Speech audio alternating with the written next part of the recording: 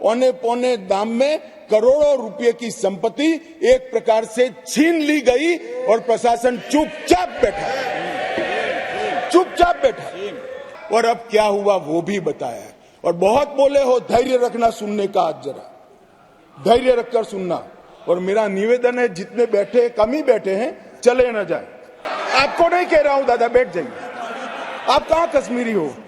कुछ नेता होते हैं जिनको हाथ में कुछ लिखकर पकड़ा लो तो 6 महीने नया कागज ना आए तब वो ही बोलते रहे, वो ही बोलते रहे, backward classes, backward classes, backward classes, backward classes.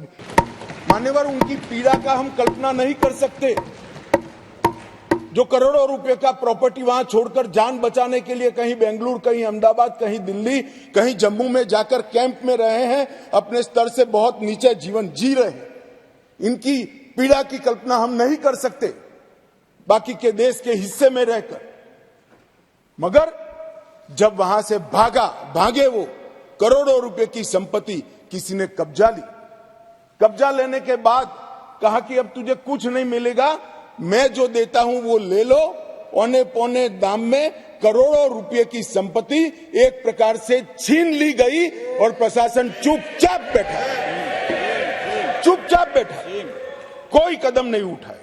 और मान्यवर, हमने इसका रास्ता ढूंढा, नया कानून बनाया और वो रिट्रोस्पेक्टिव इफेक्ट से उनको वापस देने का काम भारतीय जनता पार्टी की नरेंद्र मोदी सरकार।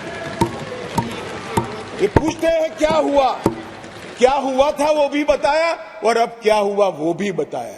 और बहुत बोले हो धैर्य रखना सुनने का, आज जरा धैर्य रखकर सुनना। और मेरा निवेदन है, जितने बैठे कम ही बैठे हैं, चले न जाए। मान्यवर, अधिवास प्रमाण पत्र लगभग 1.6 लाख लोगों को अधिवास प्रमाण पत्र देने का काम ये भारतीय जनता पार्टी की सरकार ने। नरेंद्र मोदी जी के प्रधानमंत्री बनने के बाद प्रति व्यक्ति 3250 रुपया और अधिकतम सीमा परिवार में 13,000 रुपया कैश डॉल दिया जाता है इन लोगों को। प्रति व्यक्ति 9 किलो चावल, 2 किलो आटा और 1 किलो मासिक चीनी देने का काम हमारी सरकार करती है माननीय। और पाक ऑक्युपाई कश्मीर से जो लोग आए थे उनको एक मुश्त 5.5 लाख रुपया एक साथ देने का काम ये नरेंद्र मोदी। जो लोग कहते थे कि क्या हुआ, आप तो मूल से ही कटे हो साहब, मूल के साथ संपर्क ही नहीं, कैसे मालूम पड़ेगा बदलाव क्या हुआ। इंग्लैंड में वैकेशन कर जम्मू कश्मीर के बदलाव का अनुभव नहीं कर सकते हो। मान्यवर, हमने दादा बैठो, दादा बैठो। आपको नहीं कह रहा हूं दादा, बैठ जाइए। आप कहां कश्मीरी हो? यहां कांग्रेस के ढेर सारे मित्र backward class, backward class, backward class करते हैं। कुछ नेता होते हैं जिनको हाथ में कुछ लिखकर पकड़ा लो तो 6 महीने नया कागज ना आए तब वो ही बोलते रहे, वो ही बोलते रहे, backward classes, backward classes, backward classes, backward classes. भाई पहले आपका इतिहास तो देखो।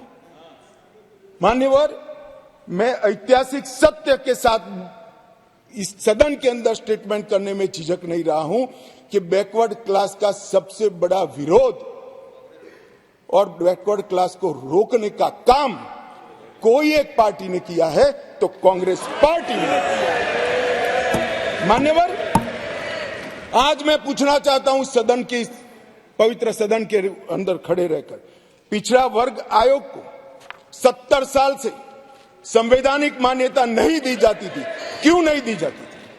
क्यों उनको यह सम्मान नहीं मिलता था, जबकि संविधान का मैंडेट था? मगर नहीं दिया गया।